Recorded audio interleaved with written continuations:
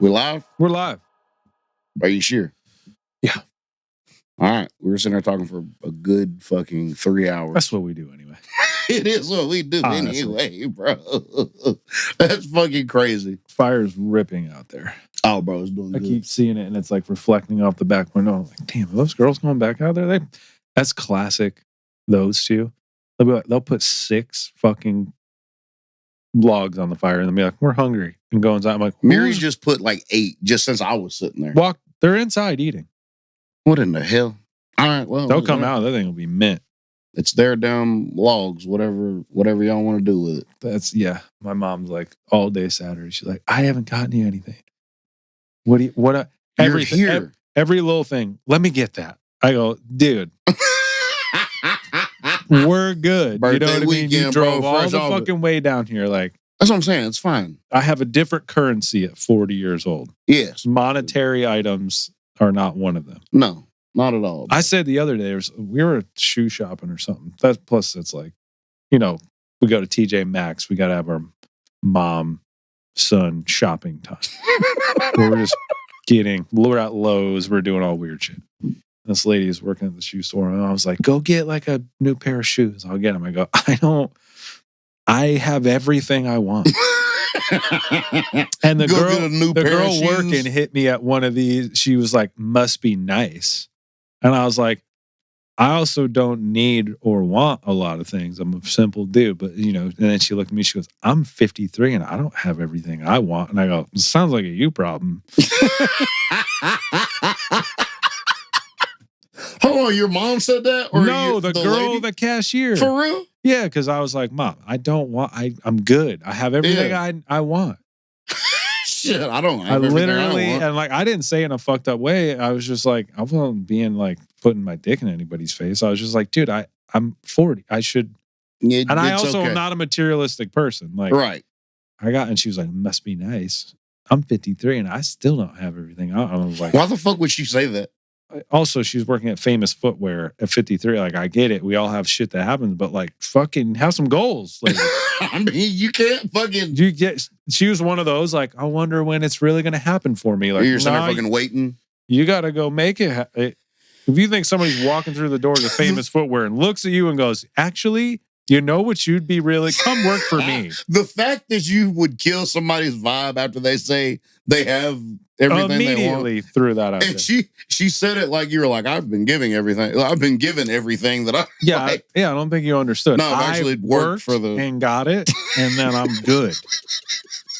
Things must be nice. Must be nice is the most passive aggressive. I hate the must be nice people, bro. And you know what I want to say? It fucking is nice. It's great. And you'll never experience it. I want to go. It's fucking the best. With that attitude, you'll never have it.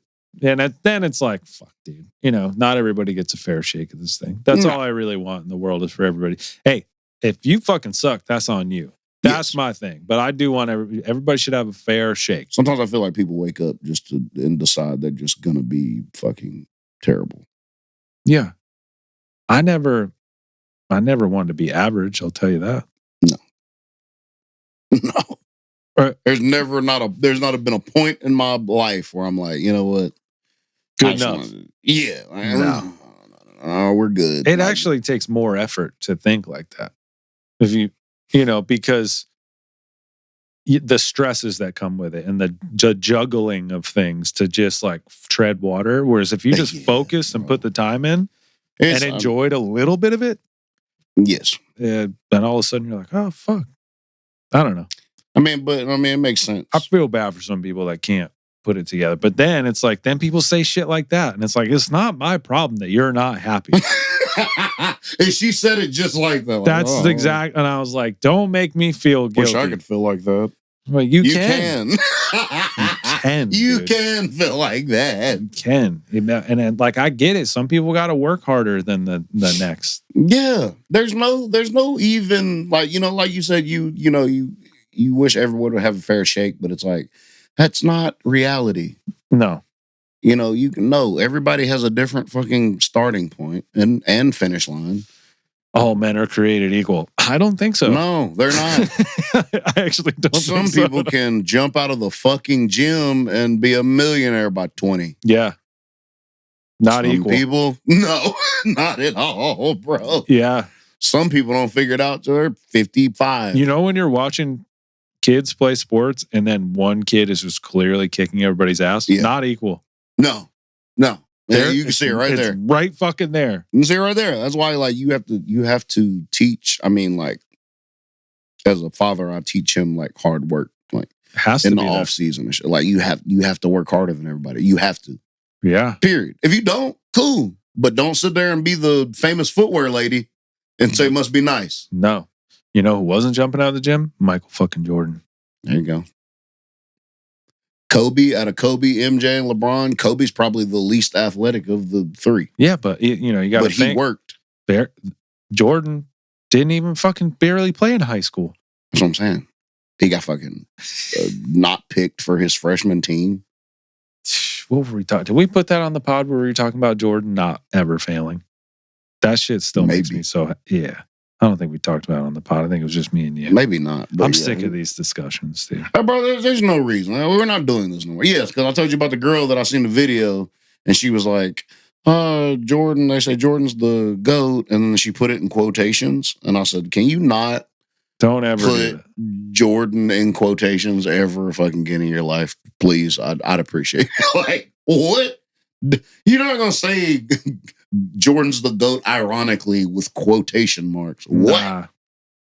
No, we're not doing that. I also figured out LeBron has the most air balls at the free throw line of any Laker ever. I meant to send that to you. Bro, what? Yeah. How's that a thing? You ain't even been on the team that long. More than like James Worthy and shit, dude. Bro, Kobe was a Laker for 20 years. Do you know how fucking crazy that is? Kobe would never let himself. How many air balls did Kobe have, period? He hit 3? 2 free throws with his Achilles torn off the 3, maybe ever that he fucking airballed? Maybe not even. Yeah, we're not gonna. No, we're not doing that. So, bro, I hate the. Look, if you've never failed when the stakes are the highest, never. You didn't even let it get to close to failing because you never went to a game 7, not one time. What are we actually talking about? Bro, not seeing a game 7 ever. Anytime that bro. Against absolute killer teams, bro. Bro, these are killer teams. These are something else I've seen. Kobe beat more. Was it 50 plus win teams in the playoffs? Yeah. Yep. 85% of the teams he played in the playoffs had won 50 or more games. Bro. Yeah, he had the hardest run ever. Listen, motherfuckers need to leave. Look, stop.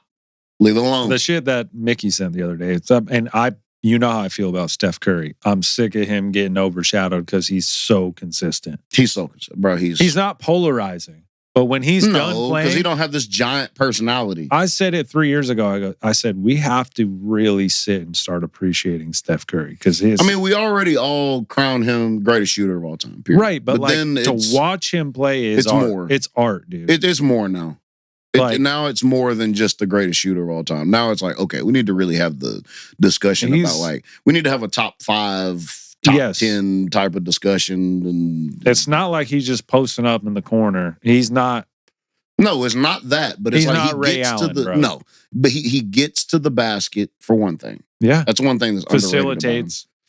Facilitates, gets to the basket, creates space to get these shots. Clutch shots? Most of the time, he just creates the fucking space. Movement off the ball. He never stops moving. Bro. When do you see Steph sitting in one spot?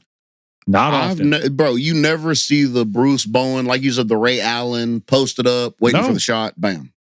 Shooting off movement while his body's still moving. All Shooting the time. off the dribble, off the fucking what? Like, bro, yeah, you got to really start. Yeah, I wonder if that's mine. Listen. I got to go see if that's mine. All right, so it wasn't your car. It wasn't my car. Now, you know, I told you I was watching that Samurai show. Oh, you started watching it? I did. I watched the first episode. And I started the second episode, and I'm like, I'm kind of sleepy. I'm not going to do this. They're ruining the fucking... What's the setting of the show? Samurai times. They had just got through with a war, so all the samurais are pretty much dispersed, either from death during battle or they're off doing whatever. And then basically they all get like there's these letters that show up in the villages, basically inviting them to come, and it's like 500,000 yen or something to just basically show up, and they mask it as a martial arts tournament. Then they get them all in this fucking building or whatever, and then they're like, okay, they show them the money or whatever, and they're like, all right, so you got to go to such and such location, and you got to have a certain amount of points, and they give you a little wooden tag like necklace or whatever. And they're like, that counts as a point, and basically you need 2 points to move on to the next location. This is your first location. I'll let you figure out what you need to do to get the next point. And it's all these fucking warriors in this fucking building. And the motherfucker just walks off stage, and everybody kind of figures out like, oh, start drawing, start fucking going at it, son. Yo, you're right. It's Squid Game, Samurai Squid Game. Yeah, bro. And they got to go they got to make it all the way to Tokyo or something. They're in this small village or whatever, and they got to make it all the way to Tokyo, like through, I think it's like 6 or 7 locations. So each location is probably an episode, I would say. But like I said, I've only watched the first one as a whole. So it looked good. I was like, I can't. I've been watching I've tried to watch the second and final episode of the Charlie Sheen biopic for 3 nights. Fell asleep every time. It happens, bro. It's good, dude. Charlie Sheen. That motherfucker. What a run. I thought he'd be dead by now. The fact that he isn't is insane. It really is insane. I forgot he's with Denise Richards for all those years and shit. She's on there.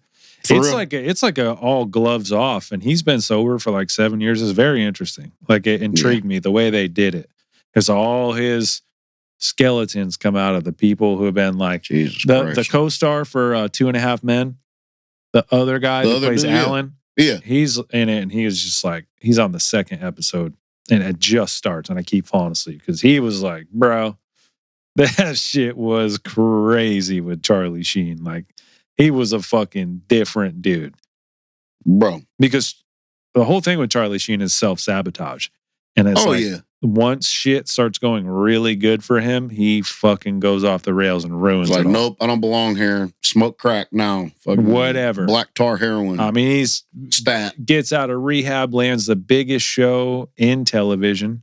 Because, he came in and filled in for Michael J. Fox for Spin City when Michael J. Fox had to step down from Parkinson's.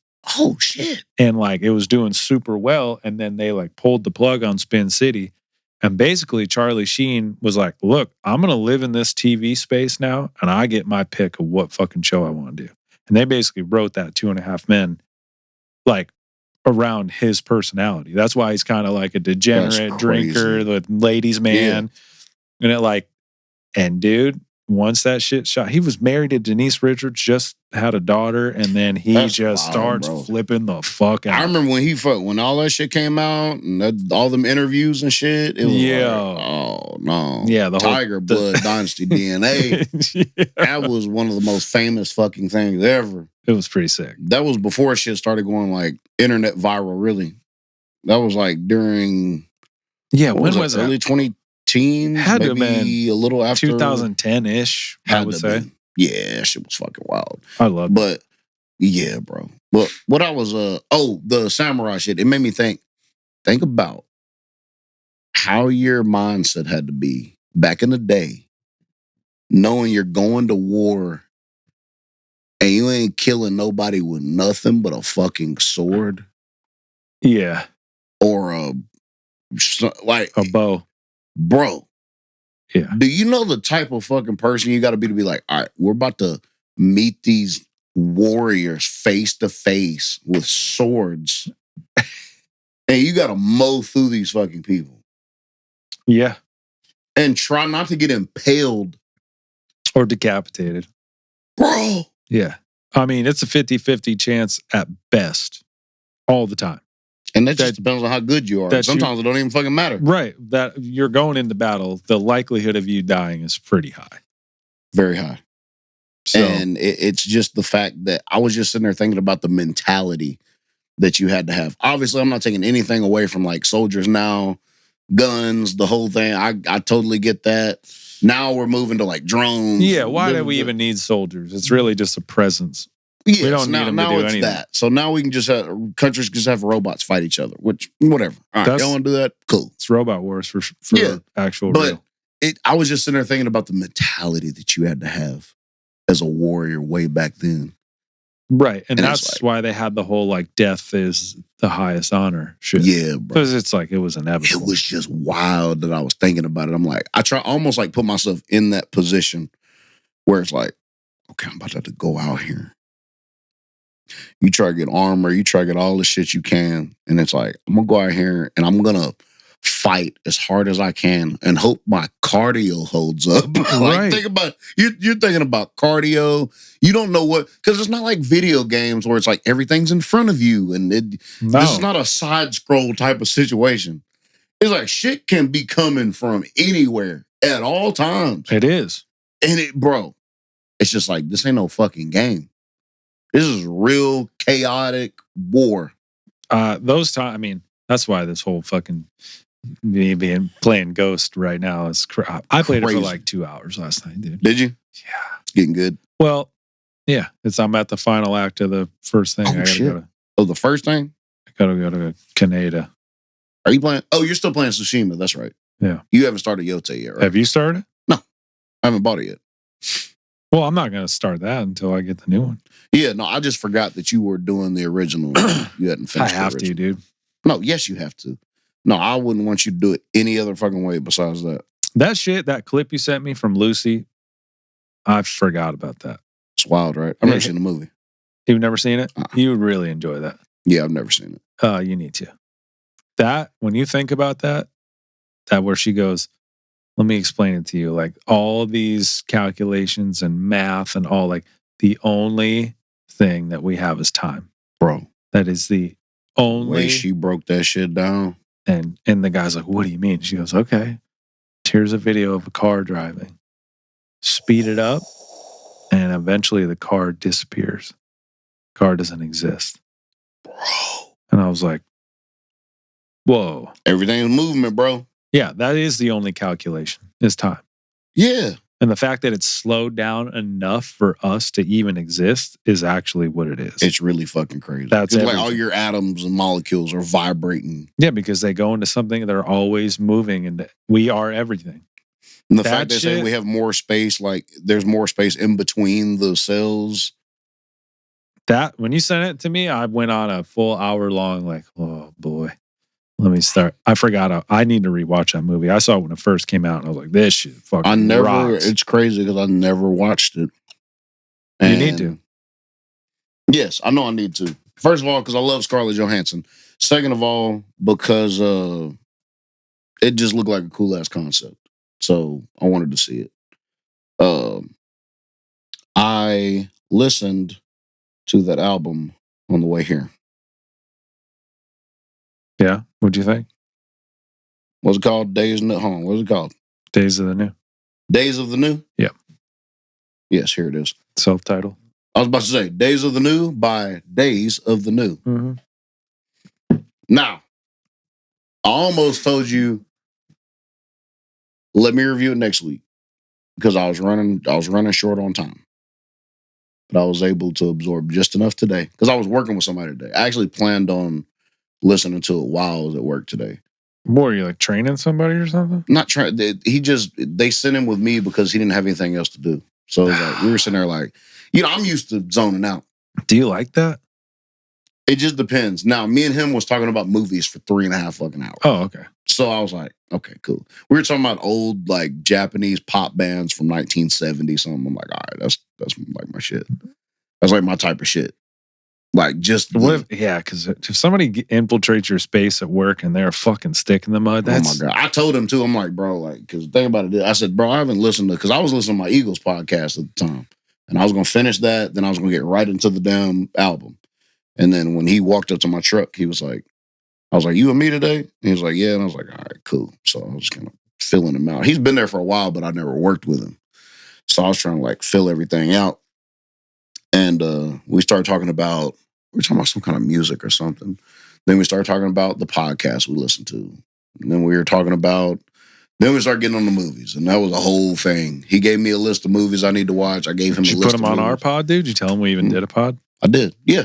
Yeah, I told him because I was telling him, because we started talking about a lot of the shit that we talk about on this pod. We started getting into the AI shit, Yeah. those videos and the whole thing. We started getting on a bunch of shit that we talk about. So I told him about this one. I told him about my music and shit. I was like, bro, I don't even tell people I do music most of the time. I was like, because I don't have the energy to Go through it. Bro, I just don't, bro. Most time it's trash. So it's like, I'm not. If you find it, you find it. I'm not going to do that. I was like, it takes a lot of fucking energy to be like, you stream my album. Tyler, the creator, would be very disappointed, dude. I know he would, bro. But it's like, I made this. If you want to listen to it, just listen to it, bro. If you don't, I just make it really for me anyway. I don't care, bro. That's the best way to make it. Yeah, bro. And then, people like it. But yeah, we had a super good talk just about different things. And I got him on a lot of shit. But the album, I listened to it. I started listening to it when I left work. Then I went to see my cousin. And then I finished it on the way here. And I enjoyed it. Now, what's crazy is I seen their first album came out in 97. Okay. I'll go ahead and give you my rating now, and I'm gonna tell you why I rated this and why it could have possibly been. I give it a 7.7, okay? And the reason I say this is because it was refreshing to hear it at the end of the grunge era, basically. Because it was real grungy to me. That's what it sounds like. And the fact that it was still in like 97 on the back end of it.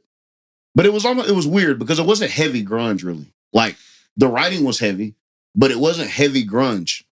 But think of this, though. There is all of the guitars are acoustic. I was just about to I was going to ask you that, Think bro. if that album was amps with distortion. It'd be super fucking heavy. Yes.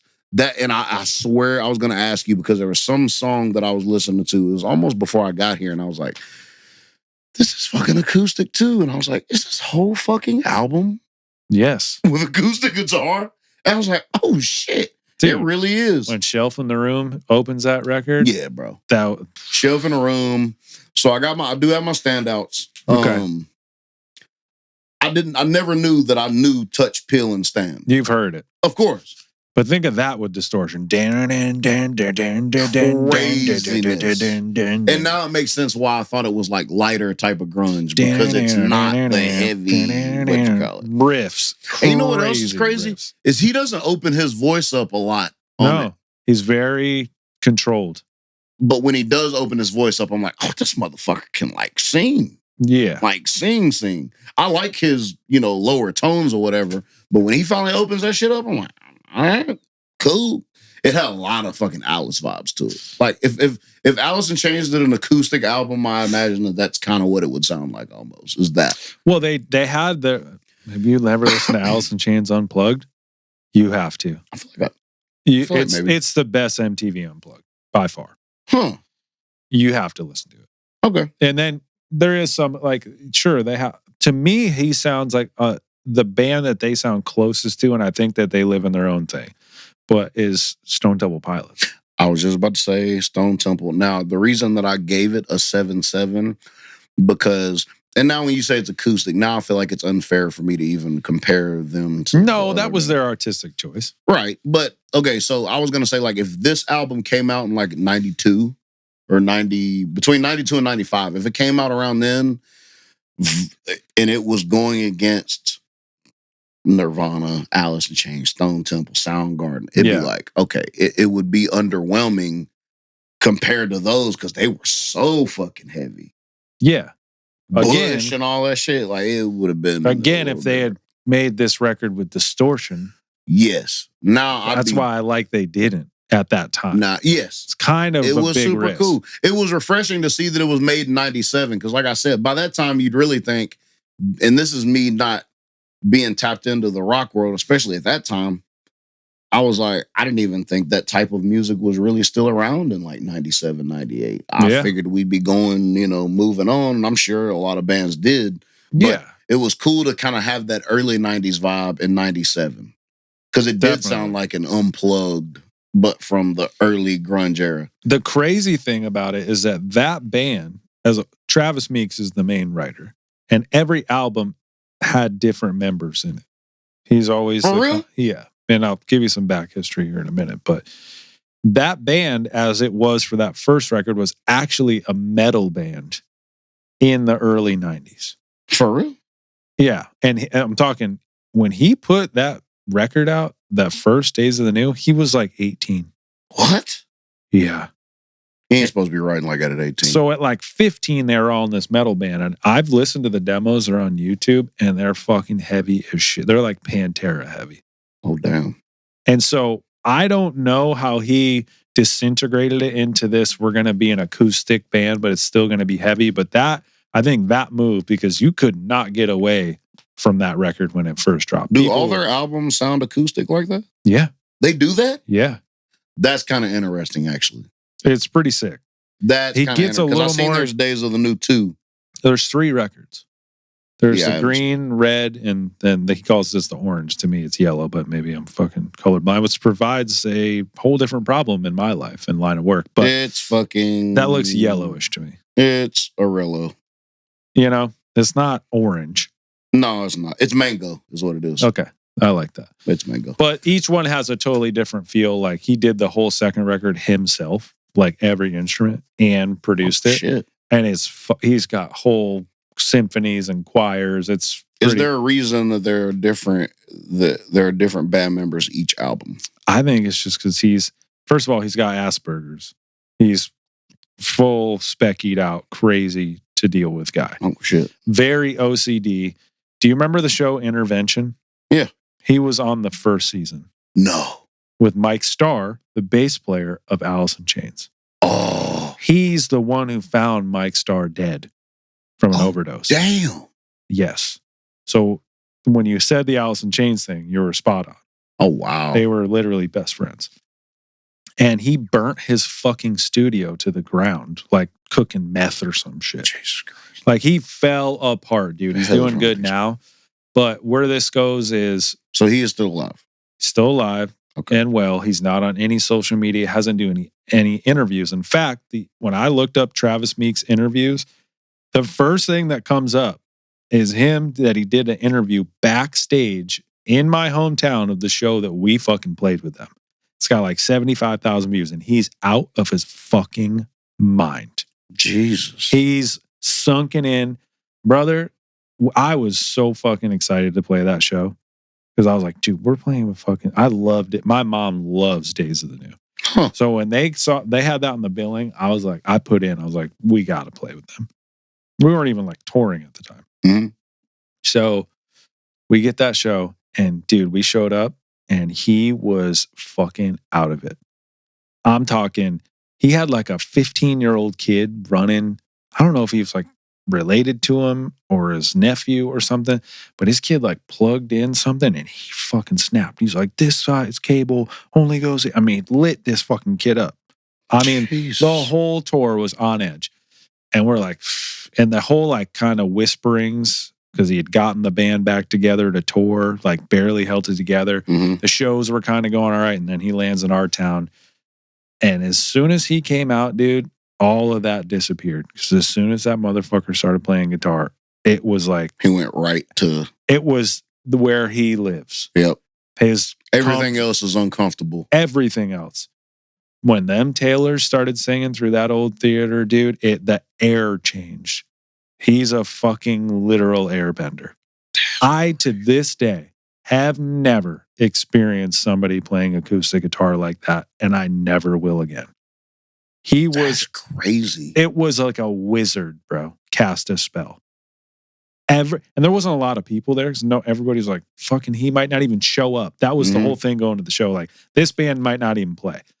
And it changed. I've never seen, like, I've been in that presence of greatness before. Yeah. But like just a dude and a guitar, usually I'm like, all right, pretty cool. This shit was like it changed the universe. What the fuck? Time fucking did stop. And it was unbelievable, dude. People were fucking crying. It was wild. So then he gets done with the show. The next fucking show gets arrested for his warrant that was out. There was a warrant that he didn't know about. We literally, to my knowledge, played the last show that Days of the New has ever played. We played with them. Oh, shit. Isn't that fucking cool? What? I have the fucking flyer out in the garage. What year is this? 2014. Damn. Isn't that fucking crazy? Yes. Yeah, dude. So yeah, this is another one that makes me want to listen to the rest of their stuff. Mainly his writing. There was a few. I took a few screenshots of some of the lyrics, but the standout tracks. First of all, I'm not even gonna say "Touch, Peel, and Stand," even though I've been singing it since I fucking got here. Just because I've heard it numerous times. Yeah. Never fucking knew it was them. Yeah. Shelf in the Room, amazing. Face of the Earth, I was like, okay, I see what we're doing here. Then what's left for me? Oh.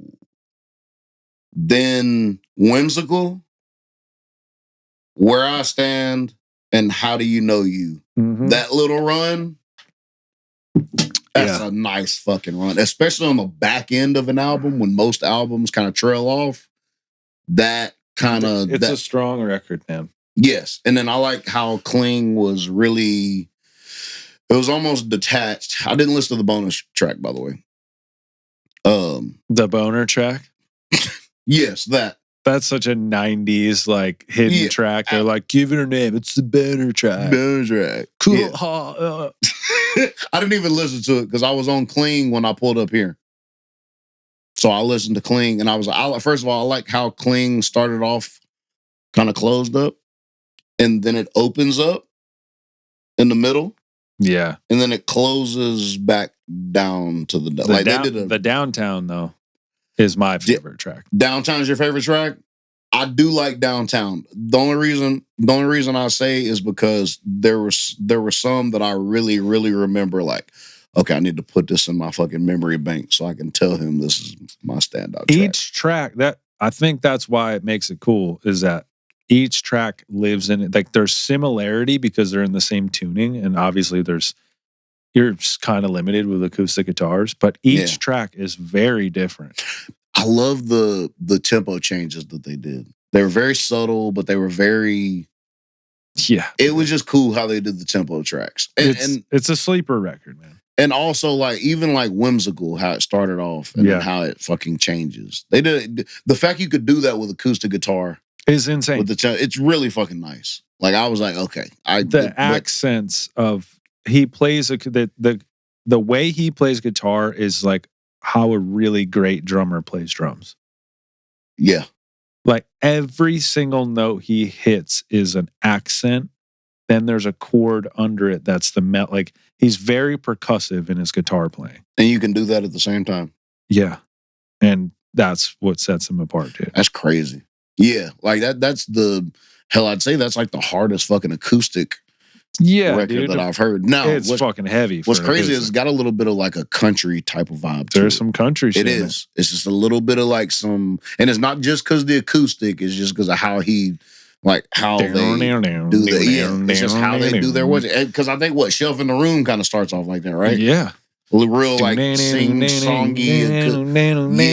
Yeah. I was like, okay, all right, we're fucking doing this now. Cool, fine. So this is I have 3 standout lyrics that I took screenshots of because it just, you know how like you just be listening to shit, all of a sudden something will stand out. Some of us play life like a board game. Yeah. It's new fun and you play it with people. There's a time you get tired and you put it away. Then one day you get it out and the pieces are broken. Sorry, and the places are broken. Yeah. Bro. That's from Where I Stand. This is from Whimsical. Actually, yeah, this is from Whimsical. You can only take what I give of me. You can only win when I'm not afraid to lose. Subjected to your mother of nature, limited to the color of your eyes, drained by the one you call your lover. She don't care if you live or die. That shit, bro. Oh God, like these lines right here will make me listen to the next album. Yeah, I knew you'd love the lyrics. Oh yeah. What is this? This is my favorite one. Remember the time when time was a friend Yeah, and you could make him lend you a hand. Now there's a place where taking takes place and time just gets in your way. Take some for yourself. It's all good for something. mine is Downtown, dude. Because it's like, you know, when you come from a small fucking town, Yeah. that's what he's talking. He's from Kentucky. Is he? Yeah. Is that I know a town where people are running away from life. It seems always funny. They think they're smart. Don't doubt what they say. Scared of change, existing only to bring me down. Yeah, bro. It's like we all know that. Yes, everybody fucking knows. That's the lady at the desk. Must be nice. That's it. That's it. That is That's the small. thing. Yep. It's exactly what that is, bro. So yes, I enjoyed that album. My final thing is a 7-7. I like that. Only, you know, you've gave me some fucking bangers of fucking albums, bro. But yes, I like that. It stood out because it was acoustic. And it's weird that it's not really weird because I listened to it on the way over here, but I was like, is every one of these fucking songs acoustic? It's kind of crazy. It fucking is acoustic. The second album is going to throw you a little bit because there's like some electronics in it. Yeah. And there's just a lot of layers, which I look forward to it. Yes, no, I look forward to it because total pivot, but then he fucking opens his mouth and you're like, all right, we're back. Yeah. Sick. Yeah. And he went through fucking hellfire, man. I think, you know, he's one of those people that's always going to go. He can't fucking real life very well. He's got Asperger's. He's definitely autistic. Like it's the well, like you said, everything was fucking chaos until you got on stage. And it made sense. Like I understood at that moment because I have any musician has that thing where you disassociate. You're a different person when you're playing. But his was like so shocking. Because I mean, he was fucking running around, getting involved and complicating everything too far and being an asshole and getting frustrated. And then as soon as fucking the guitars were good to go and he started his set, everything was more than okay. And it was like, oh, you just can't life. But you can fucking play guitar. You can play. Thank God you have that thing. Because he'd be dead. Arguably, we don't know which one is actual life or not. Exactly. Think about it. You know, that's what I'm saying. Keep the guitar in your hands. Everything will be fine. What is, I mean, like, it's so crazy how people define, like, what is actual, like, real life. Like, some people think, you know, reality, it's probably a fucking dream / nightmare to him to even think about being like, okay, let me do this 9 to 5. Like this. Some people live for the 9 to 5. That's what I'm saying. It's literally relevant. And like it's whatever, like you know what I'm saying. Like if that's where you find peace at, and that's where you can be a good person, cool. Hell yeah. But it's funny how everybody's definition of reality and actual life and happiness is different with each person. There's like a scale of, you know. Yeah. Like I feel like I can live in between where I can be satisfied with not necessarily 9 to 5, but just a Monday through Friday job or whatever. Like I can do that, mainly because I have, blessings at home. Maybe if I didn't have those, it might be a different thing where I'd be like, okay, I just want to be on stage all the fucking time. Yeah. Now, could I do that all the time? If I be on stage, sure. It is what it is. Obviously, you need your downtime. Yeah, obviously, you need your downtime, and it's easy for me to say that. I've never had to be on stage all the fucking time. Yeah, it's a whole... But with that is great. That's not the case. You're not... To get on stage all the time, there's so much work that has to be done constantly around. It's not just showing up. We even at lower levels of just touring, I used to get frustrated. And then when I would go on to tour later for big artists, not in the band, it's the same emotion because all you're fucking doing is stressing about the show from a day-to-day basis. And then you wait. You just wait to play. All this shit's going on. And then you get on stage for 45 minutes to an hour. And then that's over. And you're like, you pour all that energy out and you're fucking... And then you got to put all your shit away and get up and do it again. And Yeah. that shit gets old. It sounds fucking draining, bro. It really does. The only part of your day that's good is the time you're on stage. That's it. That's it. So 23 hours of it is maybe you sleep 8 hours. If you're lucky, you sleep 6. I was about to say. So the rest of it right there is 17 and a half hours of absolute anxiety. That's only if you're a balanced individual, too. If you're one of these fucking psychopaths out here fucking partying, you almost have to. You have so much time to pass that you're like, I might as well smoke cigarettes and fucking have a couple beers. Yeah. What else? It's not like I can go out and do anything. I got a place to be. Yeah. And then it's like sound checks at 1. You got to be there at 1. Yep. So then you sound check and then you play waste more time. You play at 9. The show. You got a fucking whole work day to fuck off, bro. It's crazy. Yeah, bro. I don't know. Like I can't say that I couldn't do it. Obviously, I mean, it's not that you couldn't. It's if you want to. Yeah. Then there's some people, they live for it, dude. I got plenty of homies. I love them to death. They're built for that shit. They're road dogs. They love it. They love the fucking stick and move, hustle and bustle. I'll be liking to sleep too much, bro. I'll be like, let me get a little nap in. I just didn't like not being around my people. Yeah, bro. That would be something that would wear. I mean, especially, and I can't even imagine like having kids and being on the road. Like I give these people full. And what's crazy is like back in the day, there wasn't no fucking FaceTime. There wasn't no nothing. Nothing. So it's like you talk to them on the phone through a pay phone or something like that, and then boom, I'll see you in a couple months, bro. But it was funny because like, you know, when cell phones, like when I was out on the road and cell phones were very affordable and available finally for the first time, you saw the dudes that weren't going to make it because they were just on the phone the whole time, with their old ladies, girlfriends or wives, or just going through it because they had that line of connection that they never had before.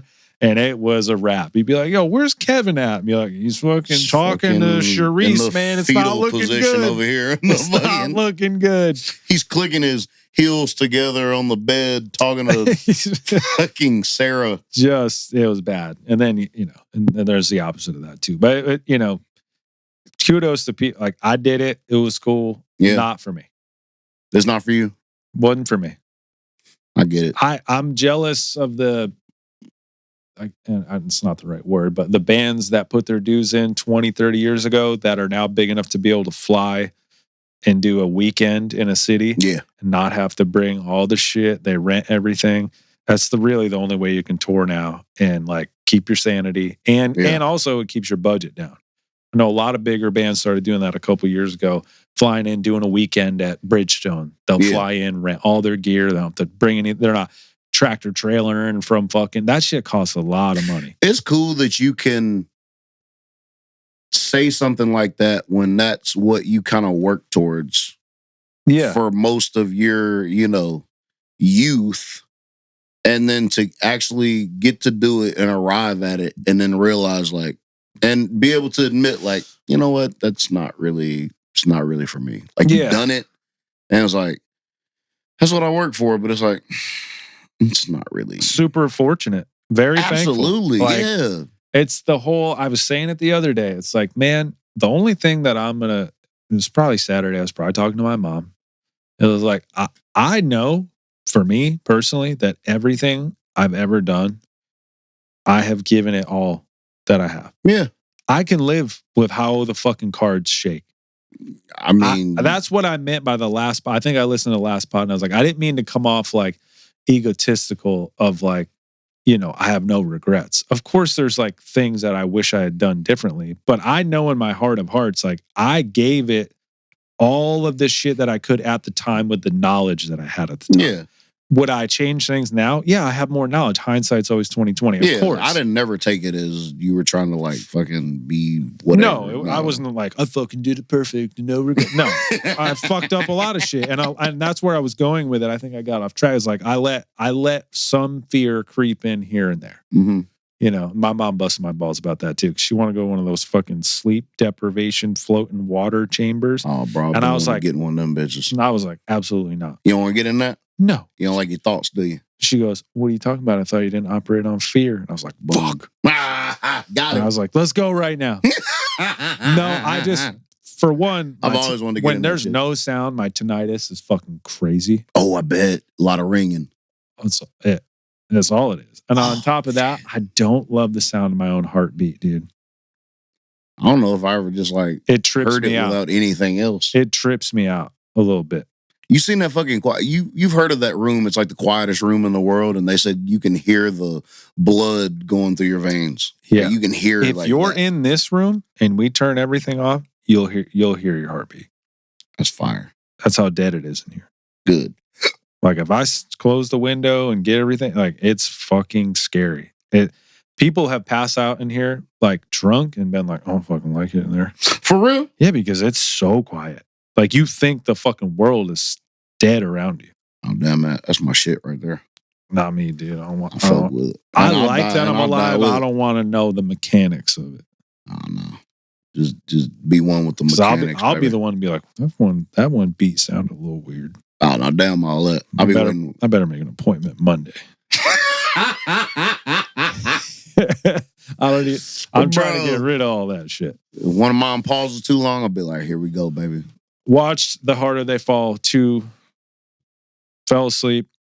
Started it too late. I didn't realize it was that fucking long. Is it? It's pretty long. About 2 hours? Yeah. That's not too bad. Hour and a half. I started at like 10. Oh, Jesus Christ. What was I thinking? You're always watching my fucking movies at 10 I o'clock. fucking and the girls were watching it with me, but they were like on their phones. I was like, I gotta do homework. I do homework. And then I fell asleep, and I'm glad because then I just woke up the next morning and ripped it. What a cast. Cast is crazy. I don't know what the first half, that's why I texted you. The first half of it was almost a little campy. Like in the way it was almost like a little, it was very frivolous with violence. I mean, people were getting fucking smoked left and right. I was like, hold on, let me catch my breath here. When they walked in the train to get Rufus Buck, that's when I started being and that like, fucking slow motion scene.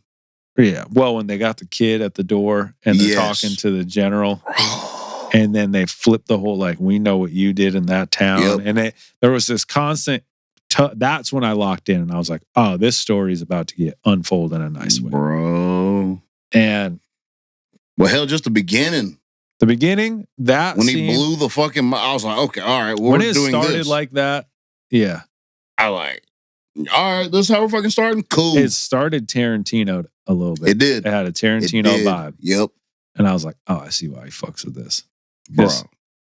So good. It didn't have a Django vibe at all. It was just a Tarantino way to start a movie. It was a fucking raw Western. It was like a Kill Bill start. Yeah. Because I've seen the start of Kill Bill 20 times. I just never got through the rest of it. Well, I will. I'm gonna. Look here. Look, I'm 40 now. It's I coming. can handle it. It is coming very soon. You're just gonna have to make me watch it. Well, you can't be like, you got if an you album want this to. week, but you can't be like, if you want to watch it on your time. Well, shit. All right, cool. Look, that'll be your homework pod after next. Then. Both of them. Both of them, bro. You got a whole week. That's true. I can do it. You got a whole week, bro. I'll do it. Knock out one on Tuesday and knock out one on Friday. So then as the story, it got a little muddied. I felt like that. I said it felt like a longer movie just because of how the pacing was a little.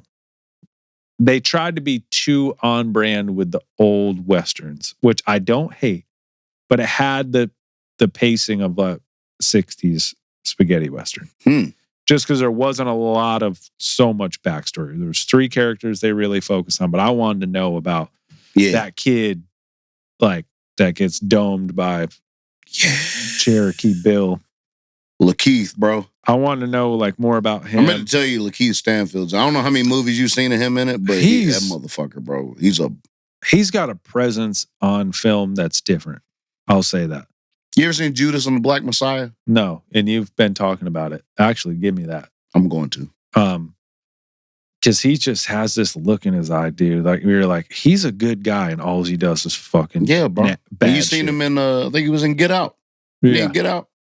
When he was the fucking sunken place dude? I think he was. He wasn't the main dude. He was the one. Yeah, it was him because he was the one the other black dude seen, and he was like, Yeah, what's up, dude? Fucking why? Yeah. So yeah, and that he had that smile. Yep. He has that like jovial, like it's fine. I'm about to just fucking ruin a bunch of lives real quick. No big deal. It's shit. That's his vibe the whole time. He was so fucking So all right, and then I realized halfway through it, and then that's why I texted you. This is a psychological thing I need you to work out. I don't really love movies where black people are just killing each other. I don't know why. I can deal with the whites. Used to literally. Maybe it's because I grew, but I watched a lot. I watched fucking Boys in the Hood when I was like 9. That's what I'm saying. So you haven't broke down the psychological reason you don't like it yet? What I think my instinct is to be like, guys, why are y'all doing this? Like, just be together, be all in one gang, and go kill all the people that are actually. Something goes on in my brain. I was like, oh, why are you? That's the thing about it, though. It's crazy is when they say, like, all right, and I'll dip my toes into this for a second. We'll get back into the movie, but when they say like, when they try to focus on like, oh, black on black crime and this and that, and it's like, there's no other like. What are we gonna travel miles to the next white neighborhood and just fucking kill white just because? Right. Like, no, you're in this ecosystem on purpose. Yeah, so it's designed that way. Yeah, so it's like you're in this ecosystem. It's not like that we're just doing it just because we want to. No, it's only the strongest literal survival. It is the fucking rat race, like a literal. Yeah. One. So but I mean, I get. It's cool that you as a white person are like, kind of makes me uncomfortable watching black folks kill each other. When you text me that, I'm like, that's kind of fucking odd. Because I didn't really think, it never dawned on me because I'm just like, I guess I just look at it like, fucking Western. Look, whites kill each other all the fucking time. Like in Westerns. So it was weird. Think about it. It was a weird thing. I was like, I just don't. That's crazy. Because I wanted to know your. I just don't love. My whole instinct is like, Rufus Buck needs to go ahead and get Nat Love, and they need to go to the other town. Bro. When they go to the White Bank and nobody knows what to do with those two, I was like, go get Rufus. He's evil. And go take this whole shit over. Bro. You could. That was the first time I ever seen Jonathan Majors, by the way. It was the first movie I ever seen him in. Crushes, dude. Crazy job. Delroy Lindo as Bass Reeves. I know. You've heard of Bass Reeves, right? Yeah. Bro. Key crush, too. That motherfucker said, don't follow me. Yeah. Y'all know what I do. Yeah. Bro. Yeah. That it just. Regina, cold-blooded. And then the girl that Jonathan Majors was with. Her and Mary get into it. That's the best fight scene. It's so fucking great. Insane. When Regina gave her the backstory. Yeah. About how bro. I was like, all right. 3/4 through it, just all of a sudden the pit, and you get all the information that you didn't have. So that being said, that ending is all time. It is. He's sitting at the piano. Never seen it coming. No, I didn't. I didn't at all. I had no fucking And I'm not going to give it away because it's only a 2021 movie. Yeah. But man, when he was telling that fucking story. And still, I'm like, all right, what's about to happen now that he has this information? But there was so much humanity and the carrying on the curse thing. And it's like, no, you have to end this curse. This is how this has to go. Or how his conflict within himself. Yeah. Jonathan Majors, when he was like, he was snapping. And he didn't want to believe it. Nope. But and then just the look in Rufus's eyes is like, dude, you have to. Like, that's the only way you break this. Like, I'm obviously carrying on my father's shit. I'm not going to give it away. But and that old girl, when she finally faced Lakeith. Yeah. The girl, because look, at first, that's the girl that I told you was the main character in that movie, 40 Acres, I told you I watched. That was the first movie I ever seen her in. She's good, dude. She is, bro. She got these wild fucking eyes. She does. And it's just weird, but I never really considered her like a main actress type of thing, but she really did a really good job in that 40 Acres movie. Just whenever. I'm not going to give it to you for homework right now. If you and Mary just happen to be chilling, watch it. Nice little post-apocalyptic, whatever. But yeah, when she was like, such and such could have beat you. Yeah. That is shit. I was like. It's true, though. Yeah. I mean, That was my dude. Because then he goes, I hate when they take so long to count. Boy, bro, I know you were shook. I know you were shocked when that happened. I didn't like that at all. No, I didn't either. I hated it. I was already at my point where I was like, there's a lot of killing in this, and I'm everybody wise. And then that happens. I was like, this is some actual fucking bullshit. Bro. But what's crazy is it was so cool how they basically made it like, okay, look, we're not gonna do all these fucking speeches, okay? Yeah. Like I'm gonna kill you and get it the fuck out the way. Yeah, they had because in other way, you know what I'm saying? Like they did it where it was like, okay, there's the loophole. Just fucking kill him while he's talking. Like, why are we wasting time? Yeah, what are we doing this whole countdown thing? Yes. So I thought that was cool because it was almost a nod to other Westerns with their dramatic drawn out. Yes. It was a very fuck you to Clint Eastwood. Yes. It's like cow. Yeah. Like, all right. We're good now. Shut the fuck up. I'm not gonna sit there and listen to your 30-minute speech. Dude, it was good. The cast was great. The ending was nuts, bro. Amazing.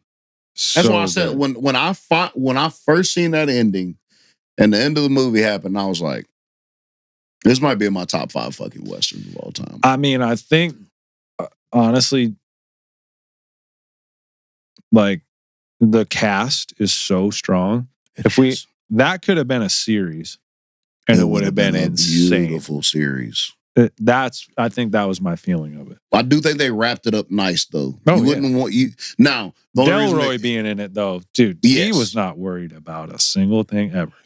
He's walking through the middle of a gunfight, just picking people off. Bass Reeves, he don't give a fuck about it. He done seen every damn thing. Bro. He don't give a fuck about nothing. When that motherfucker say, y'all know what I do, I was like, yeah. They go to him like, what's the law gonna do? And he goes, I am the law. I'm the law. What are you talking about?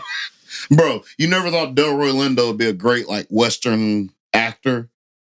Perfect. Until you see him in it, it's like, okay, that makes a lot of fucking sense. But just like on the surface of it being a Western, I thought it was a really good Western. It had just enough action in it. It wasn't really an empty story. Like, it was jam-packed. It was. It was a little campy at first, and I was just like, man, where's this going? It had a little Red Box feel to it, probably at the first 20 minutes, probably, maybe 15 minutes. I don't know, because that first scene, bro, I was hooked after that first scene. Because I was like, because I didn't expect that shit at all. Like, for that to end as brutally as it did, I was like, oh, shit. He goes in, he's like, I'm looking for that man with a scorpion tattooed on his hand. Which is crazy, because Saturday, I almost went and got a scorpion tattoo. Did you? I didn't go. That's fucking wild. Because I couldn't. Then I started thinking, I was like, oh, man, I don't love the way a scorpion, it has to look a certain way. Like as a tattoo. Oh. Like the stylized, it can look weird to me. So I was like, I couldn't make up my mind, and I made this whole thing. I'm like, I'm abandoning. I'm not getting any tattoos. But then I watched the movie, and he's got the scorpion on his hand, and I'm like, this was kind of crazy that I was about to go get a scorpion tattoo. And then he starts going. He's like, it's an odd choice. And he's going through it, and he calls his name, and he fucking takes his hat off, and it's like, all right, we're immediately. Bro. When he hunts dude down at the beginning, was it the Mexican dude? Is that what it was? Yeah, it was the priest, right? Yes, with the scorpion tattoo in his hand. Bro, shit was crazy, dude. I was very, and then the second movie I ever seen with Jonathan Majors was fucking Creed 3. And I just watched that probably within the last 2 years. And that came out a few years ago. But yeah, that was the first movie I ever seen Jonathan Majors in. And I was like, he rips, dude. I like this guy. I'm going to give a 7.5. 7.5? Yep. I like it. It's pretty solid. It's pretty fucking solid. And I put in my notes, I was like, this is the type of movie that I need to watch again. And I'll probably give it a higher rating. I've watched it multiple times. Yeah. I'm going to watch it when I get home.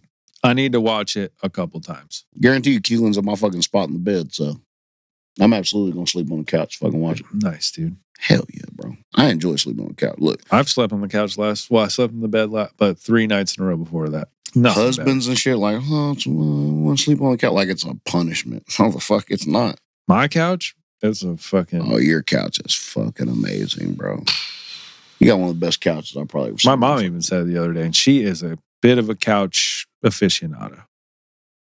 Nobody buys more couches than my mom. Nobody that I've ever known. That's so funny, bro. She changes couches every 2 years. I got sweet spots where I sleep on my couch because there's like a little there's like hard parts where because it's a sectional, so where it like connects, it's a hard part, but it's I found my spots, so I ain't really worried about it. All right, bro. Look, I got some facts for you, bro. Okay. You ready for them? Yeah. What's the score, by the way? 17-6 Dallas. Fuck. Raiders are driving, though. Raiders driving? Yeah. Good. Genty's catching everything out of the backfield, cutting people up. That's dope. It'd be nice when either y'all finally get y'all's team together or he finally goes to another organization. Okay, stop talking like that. All right, bro, I'm done. Just let me. I'm going to let you live, bro. I get 3 years of having a great player. That's true. That's it. Anyway. Enjoy it then. Because that's the best running back y'all have had. Yeah, we don't get multiple. Well, I guess it's Josh Jacobs. Yeah, we just let him more. Anyway. All right. Why do humans have junk DNA? You hear about this? No. More than 98% of our DNA does not code for anything. Scientists once called it junk. Now they suspect that it may hold secrets that we have not yet discovered. Because we don't. What are they suspected, though? Nobody fucking knows because they haven't got. It's just a bunch of junk. And I don't even really know what that means, junk. Like, does that mean like it's not important information? But then if it is, if you've only discovered what? So have you discovered the whole 100%? Or have you only discovered 2%? Right. And know that that's the important part. Because, like, what is the rest of it for, really? It can't be, I don't think it's junk. Yeah, but it's probably just, or maybe we did use it and now we don't. That's possible. Because now they suspect that it may hold secrets that we have not yet discovered. Now, I don't know what the fuck, I don't know what secrets we're talking about here. I think Gino just threw a pick, dude. I need Dak to throw picks, not fucking Gino. Hold on. Let me see what happened here. All right, let's see what happens. I'm ready for it. Gino steps back, throws it, tip ball, immediately picked off. Yeah. There it is. Dude, hopefully Chip Kelly gets fired tonight. You want Pete Carroll to get fired too? Not necessarily. I called into my Raider pod. I went off on a big rant. I think you move Pete Carroll to an advisor role and you make Patrick Graham the Is head Pete Carroll coach. offensive mind or defensive mind? Defensive. But clearly a little out of touch now. Well, I think maybe the whole thing's out of touch. Honestly, y'all need Tom Brady as y'all's head coach. If y'all could just do that, I think everything would be okay. I promise it would be okay. We just had Dak picked off, and then our cornerback who picked it smashed his head onto the ground, concussed himself, dropped the ball, and is now out of the game. That sums up our season, dude. That's about right. That's that in the nutshell. Yeah, that's the Raiders this year. Huh. Picked, then smash your own skull into the turf, and then drop the ball. I mean, that's one way to just get out the rest of the season. Hell yeah. If you can just do that and just fucking relax. Guys, I tried. Season. I mean, guys, we're fucking. I gave it all I had, 100%, no regrets. All right, cool. Carolina next year. Bro, the fact Carolina's got a better record than they're balling, dude. They look good. The Chiefs? Yeah, didn't they beat you? Didn't you guys lose to Carolina? No. We almost lost to them last year. We didn't lose to them this year. Oh. We haven't played them this year. And we're not going to lose to them, so fuck them. All right, no, damn all that. Why does water break the laws of physics? Because it's an alien. I didn't think about that. It expands when it freezes. It becomes denser before boiling. Yeah. The strange behavior of water still contradicts models, and no one knows why. It's a very odd substance. It is. I just said why, dude. But it's also the life substance, which is fucking crazy. It's the lifeblood of our universe. It really is, bro. And it does what it wants to. It does. Bro, you still ain't read the damn book yet that I told you to read. Hidden Messages in Water. Do I got I'll to send read it to you? Yeah, you didn't send it to me. You have to. Shit, bro. Huh? You have to send it. Now have it. Okay. Now this is some shit I seen earlier, and I was like, "What the fuck is this?" These are called the Klerksdorp spheres in South Africa. All right, you ready? Mm-hmm. Over 3 billion years old, these perfectly balanced metal spheres were found inside deep rock. Scientists can't agree if they're natural or manufactured. They're perfectly round spheres. Now, I don't know if that's an actual picture of them, but they're inside deep rock, which is really fucking crazy. So, what does that look? Another alien? Is that what we're doing? I mean, or we've done this before. Oh, for damn sure, bro. I feel like most of this shit, honestly, is advanced civilizations. It's that whole Einstein theory with the World War IV thing, World War III thing, where he was like, I don't know what weapons we'll use in World War III, but World War IV will be fought with sticks and stones. Yeah. So it's like maybe we always get to a certain level of advancement and destroy ourselves, wipe everything out, and have to start life all the way fucking over again. Yeah. It's possible. That's why that whole fucking dinosaur spaceship shit makes me fucking, it tickles me, dude. Hey, bro, it tickles me. Because it's just like, yeah, we fucking killed the dinosaurs when we landed here. Killed the dinosaurs, now we're killing everything else, including ourselves. That's what we do. Bad vibes, bro. It's always been like that. Did you watch that clip I sent you about Marlon Brando? Yes, I've seen it before. Isn't it the best? Dude? Yes, bro. It's like, what the fuck? What is the best? Like, what are we defining? And we're guilty of the same fucking thing. Yeah. Everybody is. Yeah. But it's like, what is the spectrum of the greatest? Because you can go like, okay, cool. You can say, Robert De Niro, right?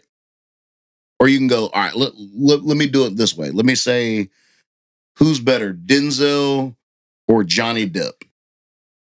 Right.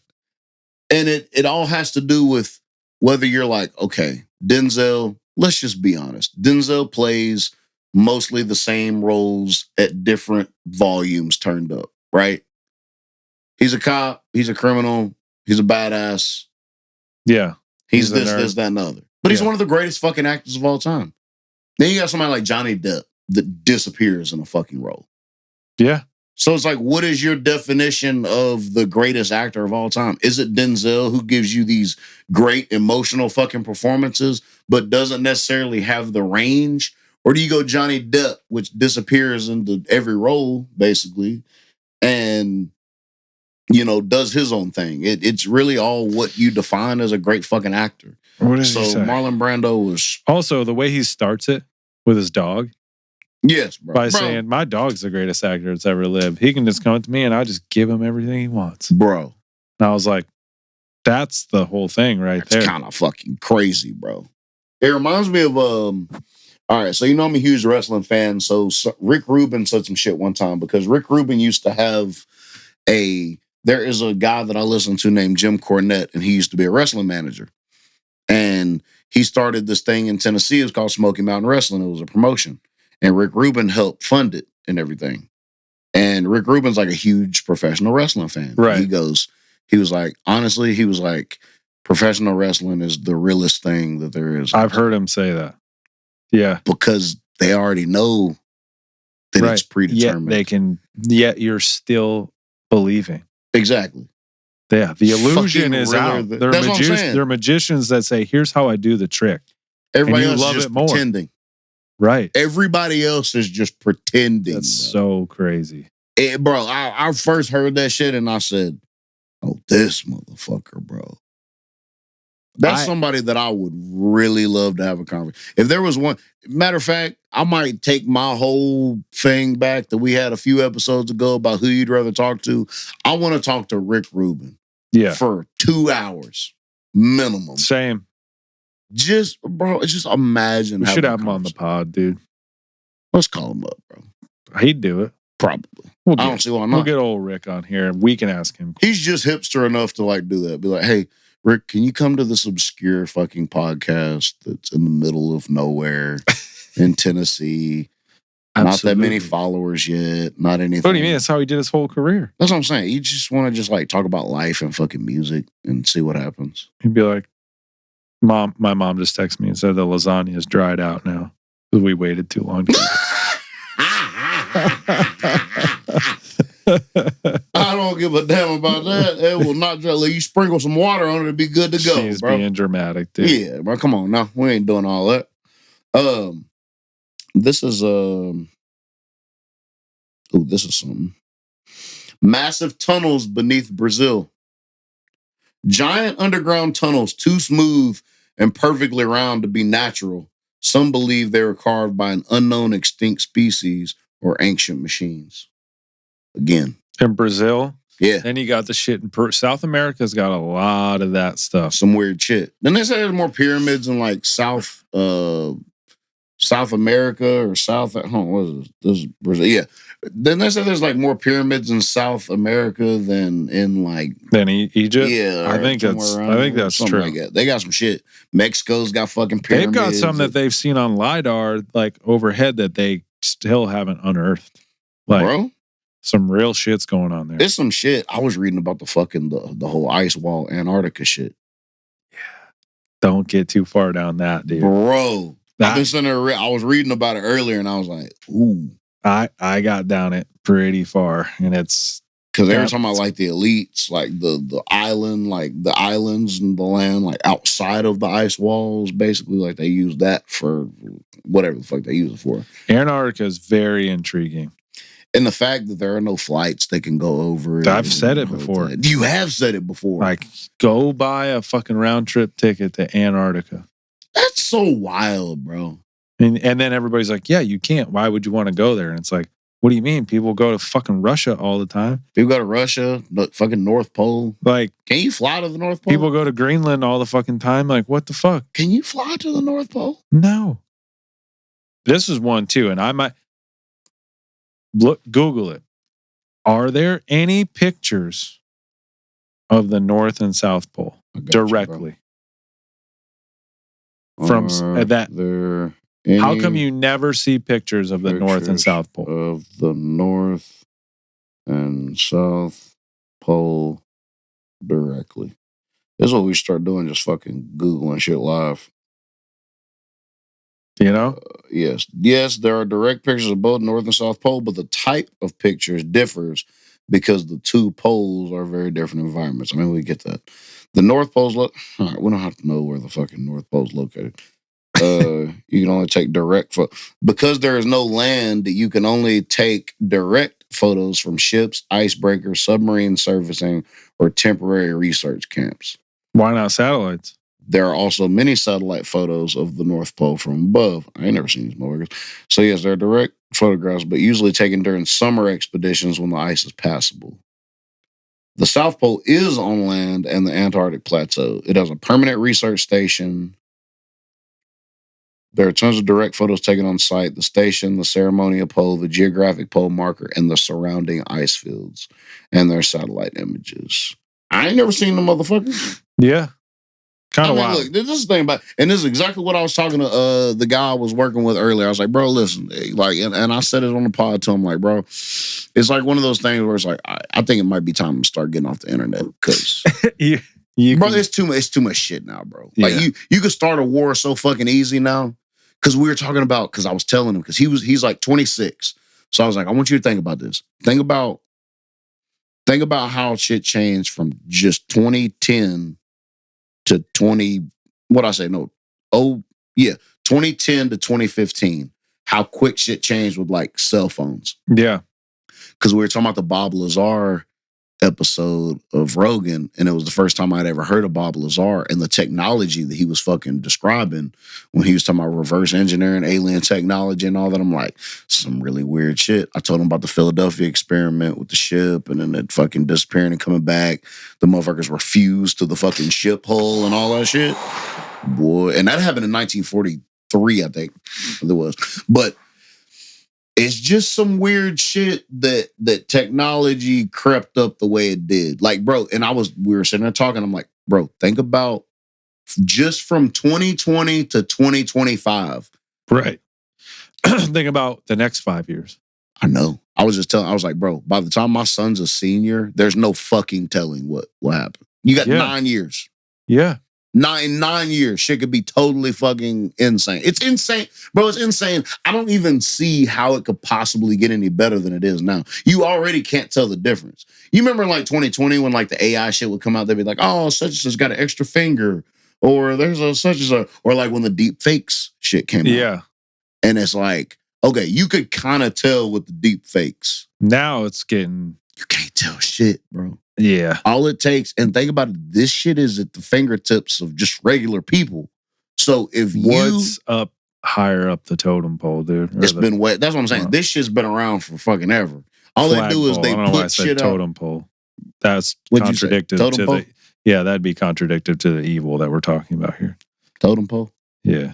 Maybe. Flagpole. Yeah, it's the shit that's available to us. Is you always have to think it's been there for 5 years for somebody, at least not longer. Yes, definitely. So it's just crazy that and like literally all it would take is for it to be like, it's for them to release a video and Trump be like, yes, we're now releasing we're now launching nuclear missiles to Russia. Bam. Easy. Mm-hmm. And motherfuckers gonna take that shit as gospel. And then here we fucking go. It's kind of always been that way, like it was hearsay, which made it almost a little more dangerous. Yeah.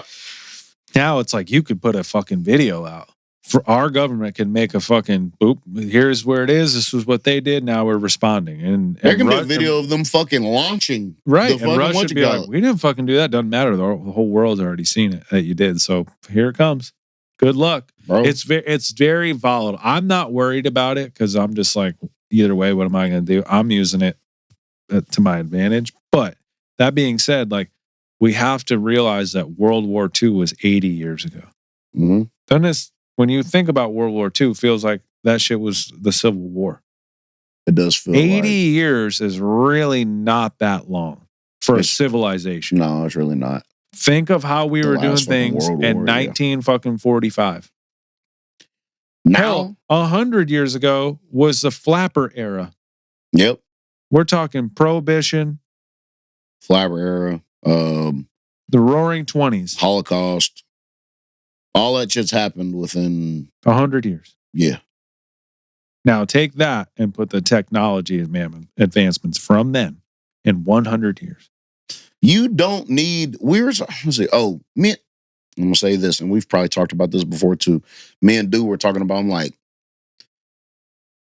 and this is going to sound ignorant as fuck, but you'll probably agree.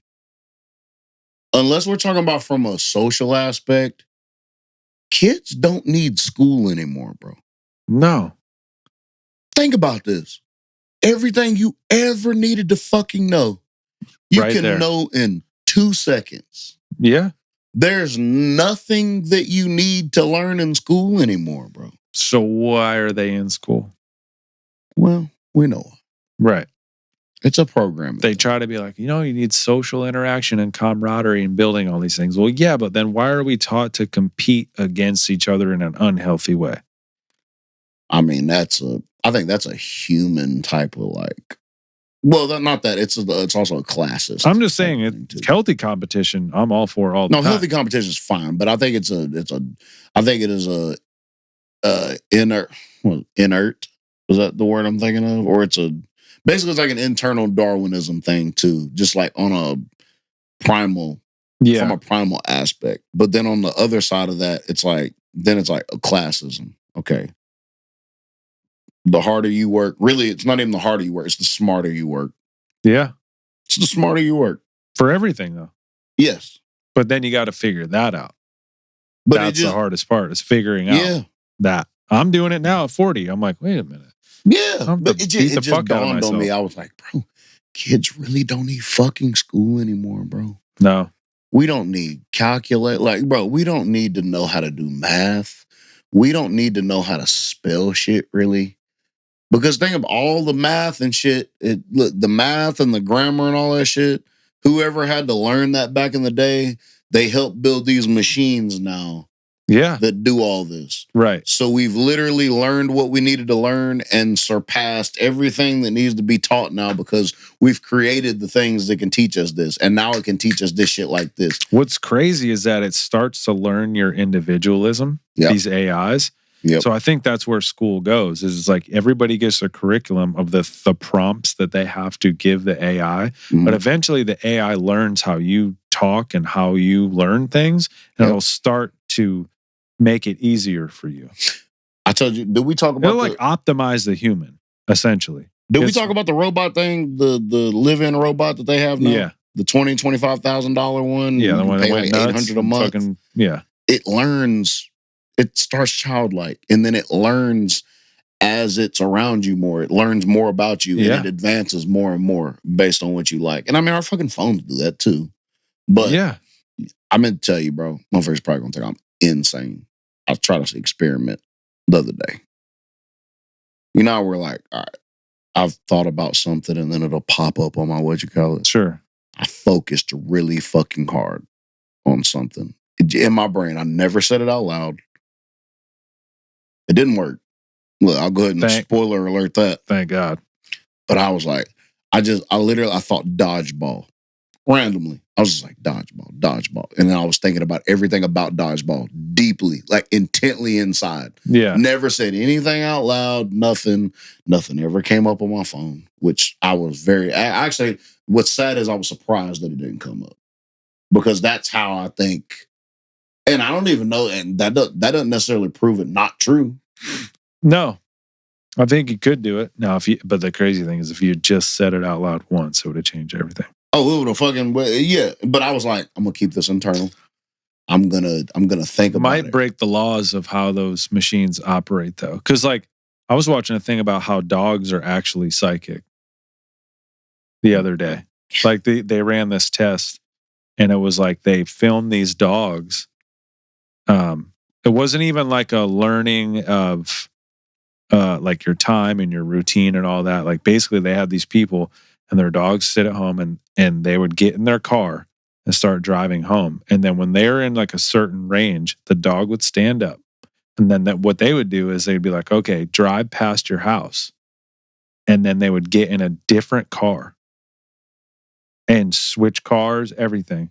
Go run to a store and the dog would lay back down. And as soon they came back in a different car and the dog would stand up, waiting for their owner to get home. Like animals are on a different plane. They tried to like fake the dog coming out at different times at night, different vehicles, all types of shit. They knew, dude. And I think fucking cats are like that too. Oh, they did it for both cats and dogs. Yeah, cats got weird fucking senses, bro. But it was something that I read. It was a few months ago, and I was like, that's kind of dope. What a dog will do is, like, let's say you have like the same work schedule or whatever. A dog will, like, you'll leave your scent in the house, and then the more your scent like disappears throughout the house, the dog senses that. So it's almost like they'll know when a certain amount of your scent is gone, they can time it when you come back home, basically. Right. And that's they how learn they that. know. Yes. And it's like, what? Yeah, the proximity thing is what fucking tripped me out, though. That's wild. Because, like, obviously my dog is fucking tuned in on a different level. Yeah. And she's always, doesn't matter what, she's always in the window. Mm-hmm. And, like, I've gone through 3 different vehicles in the last year. It doesn't, she'll learn the sound of it eventually. No, yeah, but she knows. It's fucking weird. Because it's like my dogs will bark. My dogs would bark when Lauren got home, but wouldn't bark when I got home because they know like she was the one that like fed them most of the time. Yeah. So like if I pulled up, there'd be no barking, no noise, no nothing. When she pulled in the driveway, they're like, fuck. Yeah. They're fucking go nuts. And I was like, what it is. I'm like, okay, animals. Yeah, bro. It's another one of those. Yeah, bro. Really. You got any more fun facts? Yeah.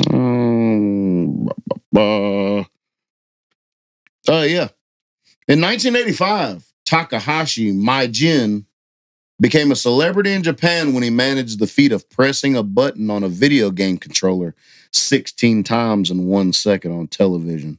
It's still a world record. Yo. What was it? Brand new in Nintendo? Nintendo came out in 85. I don't fucking know. Was it a brand new finger? because how the fuck do you do that?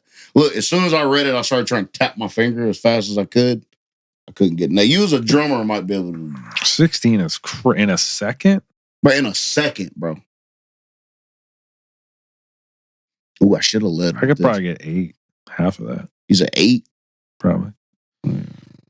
Yeah, I'm good, bro. I can't do it. Yeah, 7, 8. Bro, 16 on a That's controller. Nuts. How's that? Like, what do you tap into to do that? I don't know. That's You got to be a nervous motherfucker to hit a button 16 times. peak tiz, dude. Oh, that's absolutely fucking That's nice. peak tiz. Love to see it. Yes. In the 80s. Now, one more animal fact. Okay. And it's crazy. I should have started with this and segued. It would have been a perfect segue, but I'm not a professional. So dogs and cats circle around before bedding down as a throwback to their wild ancestors. Their survival instincts provoked them to position themselves in the direction of the wind to pick up predator scents and choose the best angle for keeping an eye on the environment. So that's why they do all that fucking circling and shit. I guess Nesting. trying to become wind barometers or whatever and trying to figure out what Maya does that shit. She just did it before you got here. Yeah, bro, they do it all the fucking time. Like, can you just sit down, please? There's No. nothing coming that you need to figure out at all.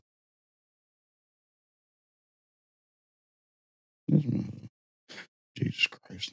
Keelan's damn trip. But yeah, I mean, I guess that's pretty much all the damn fun facts I have for today. I mean, I got a bunch of what I'll do is like during the week, if I read something, I'll have like, bro, my Instagram algorithm is fucking crazy. Mine is tweaked, dude. Bro, all I have is philosophy, quantum theory, and AI. That's all I have. Quantum shit and AI, basically. Mine is like old hardcore bands, which is weird because I don't love like old hardcore shit. It's fucking weird, dude. It's like 90s shit, which is fine. And then like, I don't know what Instagram thinks that I'm into, but no, I don't click on any of the search stuff. I'm like, dude, none of this shit looks cool at all. Oh, bro. I guess we can start doing this now. When we end the episode, I think we leave the homework to the end. Okay. What's my album? New America Part 2 by Erykah Badu. Okay. I've heard parts of it, you know that. Yes. Pretty sure you have. But it's going to be nice to sit down with it. I mean, I'm giving you a gift with fucking Erykah. So. No, you are. Well, you know what you're getting into, basically. Okay. Man, I got some nice records for you. Oh yeah. I think I still got a couple more. I need to start piling them up again. Now, movies for you, I got a fucking bazillion. Have you ever seen The Fountain? No. Really? Not that I'm aware of. What year did it come out? 06, 07. Okay. You know what I'm talking. Hugh Jackman. Mm-mm. Oh, it's fucking heavy, dude. Oh, good. Okay, you can have that. Have you ever seen The Witch? Roger Eggers. You talking about that fucking what thou likes to live deliciously? Black Phillip. Have you seen that? The 2000. Yes. Bro. Me and Joe watched that shit. He just watched it again the other day. Me and Joe watched that shit. That's one of the best actual depictions of how that actually is. Shit's fucking wild. The end of that movie. When that's what thou likes to live deliciously. What? Yeah. No, I don't want to live like that. That shit. Okay, I'll give you The Fountain. The Fountain? I was just scrolling and I was like, I hope he's seeing Witch. I seen that shit when I was at my old house. I watched it when it first came out and I was like, I watched it by myself at night. Mary's and I was like, what the fuck? Because what happened was I started dozing off. And so Joe is the one that really seen the end of it. When that motherfucker, Black Phillip. Dude told me to watch Midsummer today, the dude I worked with today. Yeah. Not seen it yet. I haven't seen it either. He said it's on my list. He said watch it. There's a couple weird ones that I want to watch that I've never, like even some 90s ones I've never seen. Like I've never seen Event Horizon. I haven't either. I've not seen that. Is that Who the fuck is that? Pierce Brosnan? No, that's Event volcano Horizon. or whatever. I've never seen that. I don't know. It's 97. Yeah. Sam Neill's in it. Lawrence Fishburne. Fuck with Sam Neill. And of course, Lawrence Fishburne. Yeah. I want to watch that. Okay. Fountain. That's what you got. Fountain. And I got I've never even heard of that shit before.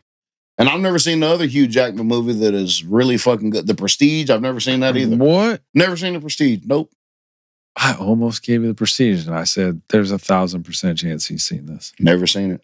I've heard of it multiple fucking times. Never fucking seen it. How? It's really, really good. I don't know.